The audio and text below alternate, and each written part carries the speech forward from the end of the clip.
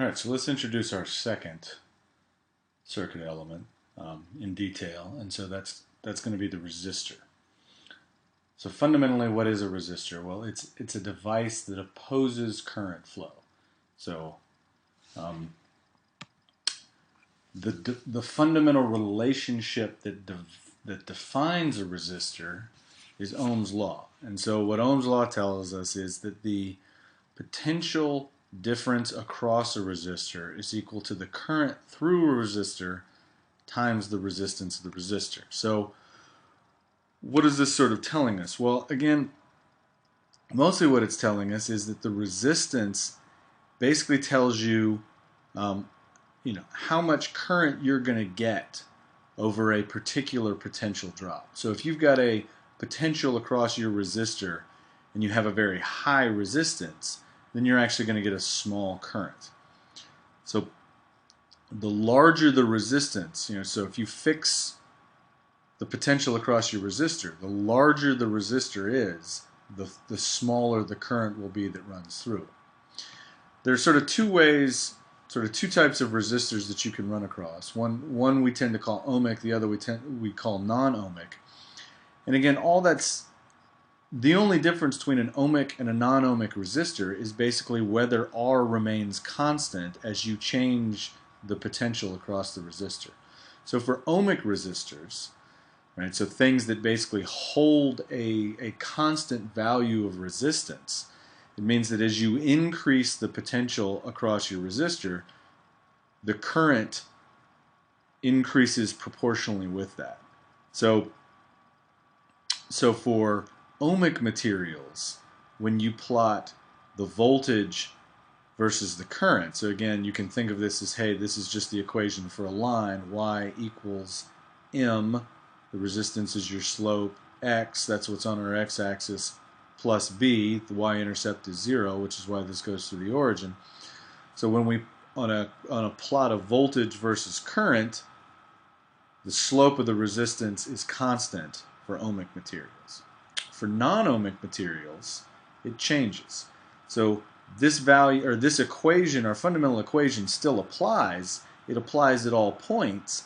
It's just that the value of R is different based on which particular point on the curve that you're picking. So this is a non-ohmic material. This is what the curve looks like basically for something like a light bulb. Again, light bulbs are non-ohmic. The resistors that you would play with in physics lab, those are ohmic.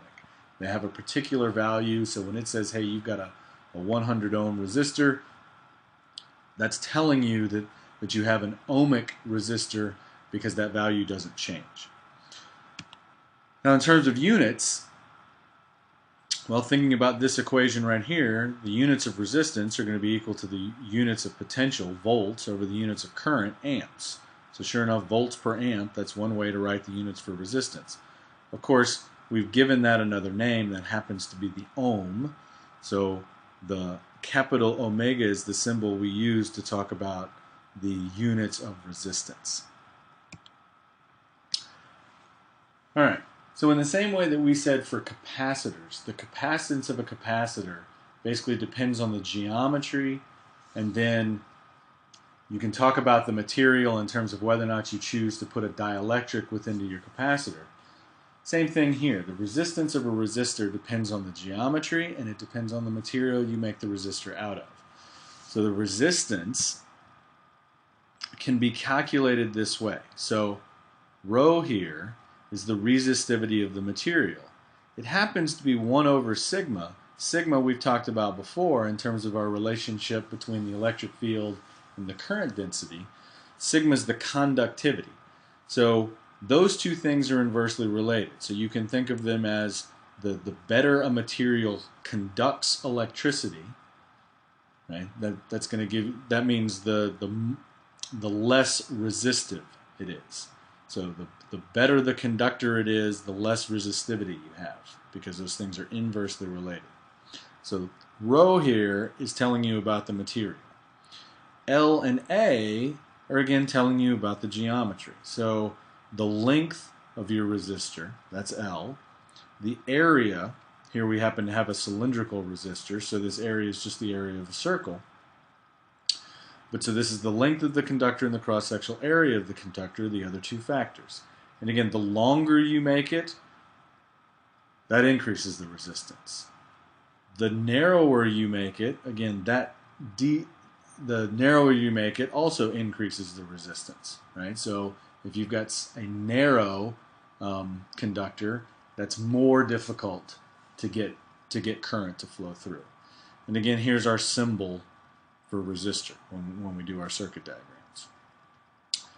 All right, so fundamentally what we tend to care about with a resistor is going to dissipate the energy provided to it. So what that means is usually it'll end up dissipating that energy through what's known as Joule heating, but basically it's just most resistors, or many resistors, heat up as they resist current flow. And so that energy that's being provided, the electrical energy that's being provided by the battery and by the current, is basically being dissipated, turned into some other form, like say heat, or in the case of a light bulb, heat and light. And so the rate at which that energy is being dissipated is given by this equation. So the power is equal to the current times the potential across it. So this is the current through your resistor, this is the potential across your resistor. Again, since Ohm's law tells us that V equals IR, well, if I plug in IR for V here, then I'm going to get I squared times R. So this is just a second way to calculate the rate at which energy is dissipated. And then again, if V equals IR, then I is V over R. So when I plug in V over R for this I, now I have a V squared over R. So all three of these are just basically just taking our definition, P equals IV, and then using Ohm's law to get two other variations that are useful in terms of, well, what of the three things do you know? Do you know the current, do you know the resistance, or do you know the voltage?